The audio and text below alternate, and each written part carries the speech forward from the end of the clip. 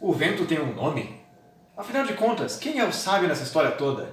O terceiro livro sai ou não sai? Quando acaba essa novela? Tudo isso e muito mais depois da vinheta.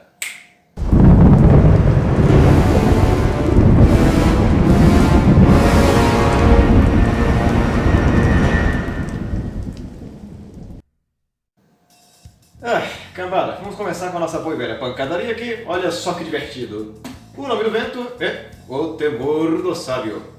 Sabe, esses dois livros aqui fazem parte da minha belíssima coleção de livros ali da estante. E hoje eu queria começar tratando com vocês um tema relacionado a esse livro, né? Queria falar um pouquinho sobre os exageros, queria falar um pouquinho sobre as hipérboles e o gongorismo. E o que isso daí tem a ver? Que cargas d'água é o gongorismo, né? Vamos chegar lá.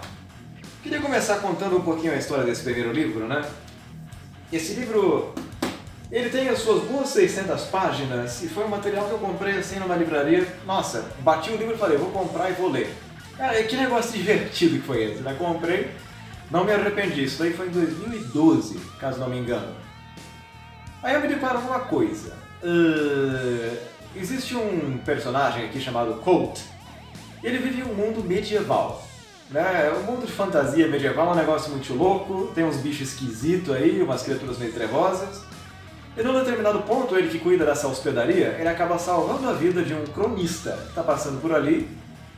E isso daí dá o início da história toda. Afinal de contas, né, o cronista ele é atacado por umas criaturas trevosas, uns bichos esquisitos. Ele é salvo e aí ele demonstra esse desejo de escrever a história do Colt, né, que ele descobre que é uma figura um pouco lendária que está ali naquela hospedaria, não é um homem comum não. Um homem que tem o cabelo ruivo, tem uma voz um pouco mansa, né? Sabemos depois que ele é um músico exímio. Então o cronista começa registrando essa história e descobre que ele é o matador do rei, né? Que dá um nome a essa série, né? No caso aqui, O Nome do Vento e O Temor do Sábio fazem parte de uma série só. As Crônicas do Matador do Rei. Acho que dá pra vocês enxergarem aqui, vamos lá. Ai, olha só que bonitinho. Né? Então, o cronista acaba desenvolvendo assim toda essa história. Ele vai registrar a história em dois tempos. Né? Ele está ali contando a história no presente e o tempo volta. E nós temos aí acesso à infância do Colt. E vamos descobrindo como é que ele amadureceu num herói assim hardcore. Ele é um herói solitário, em muitas partes, né, como a gente vê naquela literatura mais antiga, voltada para essas epopeias, mas isso vai mudando depois com o tempo, quando ele vai passando por essas aventuras. Vemos aí que o Colt ele era um menino muito inteligente, mas muito inteligente mesmo, tinha um QI altíssimo, e ele vai aprendendo alguns tipos de magia, né, com essa trupe de itinerantes, que no caso eram os pais dele, os Edema Rudd. Então, é uma coisa bastante peculiar a maneira como esse menino vai desenvolvendo essa magia.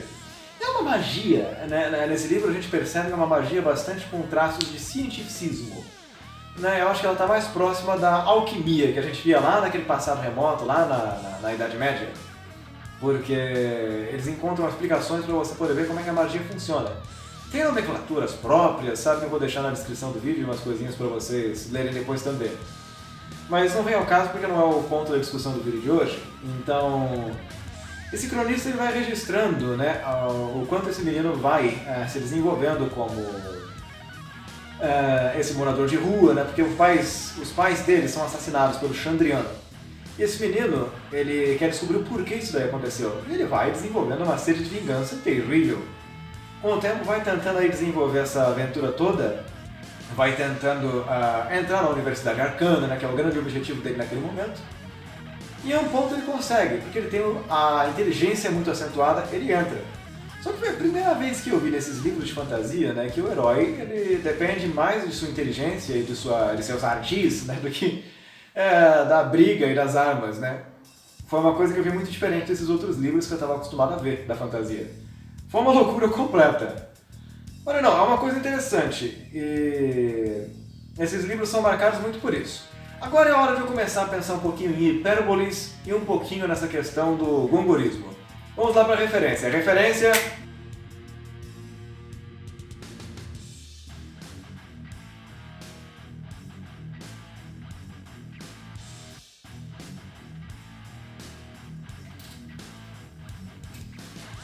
viram, né, o negócio, né?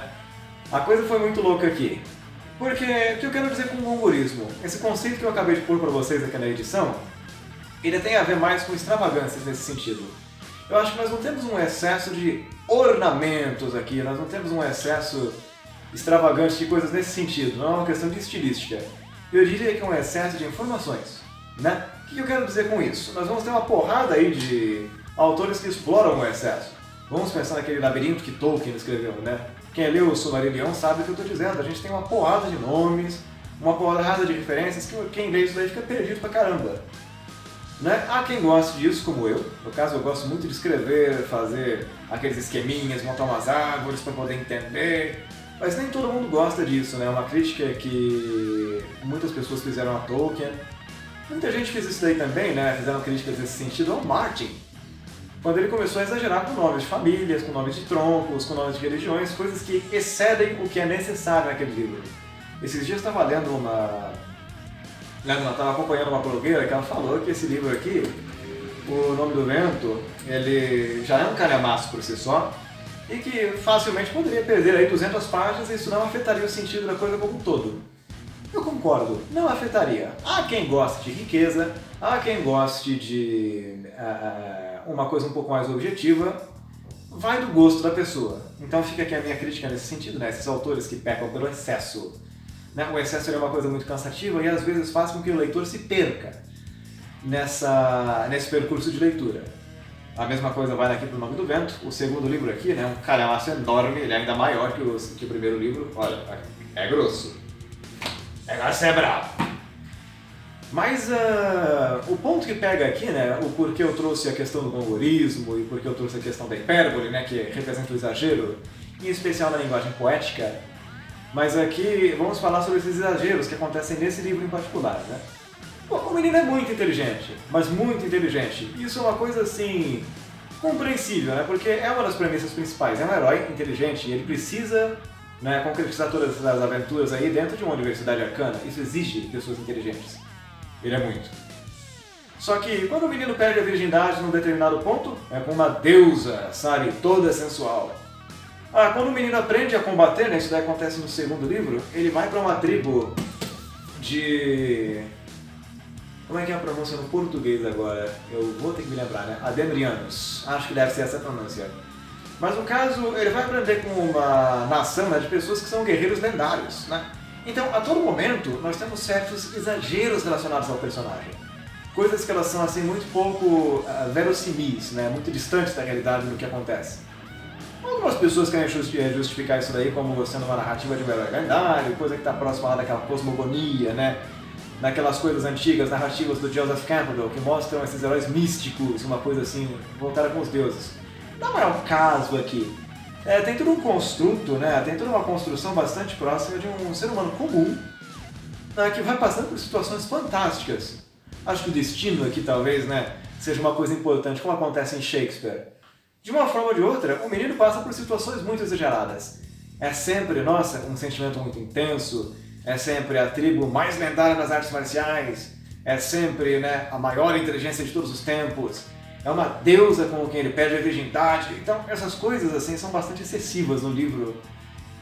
Há quem goste, há quem leve isso numa boa, outras pessoas já não, né? Acham que isso é uma coisa que vai com uma certa extravagância. Isso porque eu trazer aqui o conceito do gongorismo aqui, né? Que é esse estilo de escrita, né, que foi tão comum no século XVII e no século XVIII, no Portugal, no Brasil, na Espanha. Então, essa é a crítica que eu faço ao Nome do Vento. Mas não me entendam mal, né? Eu sou bastante fã da série e gostaria bastante de ler o terceiro volume que não chega nunca. Alguns boatos quentes chegaram aí agora sobre a publicação do terceiro livro. O Patrick Rothfuss falou algumas coisinhas, então talvez em 2020, talvez e somente talvez, tenhamos finalmente o terceiro livro da série, que estamos aí aguardando tão ansiosamente. Então, fica a minha dica de hoje de leitura, fica aí essa minha crítica também, né? Mas eu não queria encerrar esse vídeo por aqui, né? Não deixaram um like, quem não deixou o like deixa agora, né? Se inscrevam no castelo, sejam moradores do castelo, coraçãozinho pra vocês, já sabe, né? Então, entrem aí no castelo, e agora eu gostaria de começar uma discussão lá embaixo no vídeo, né? Lá nos comentários. Então, vamos participar, vocês acham que tem exagero? Acham que isso é exagerado demais, que isso daí não faz parte da coisa, ou que não, se não tem nada a ver? e que isso daí contribui para uma riqueza. É uma questão de ponto de vista, acredito eu, né, como tudo nesse mundo literário. Então fica aqui a nossa dica de leitura por hoje, fica a nossa dica de discussão e até lá. Canta firmas!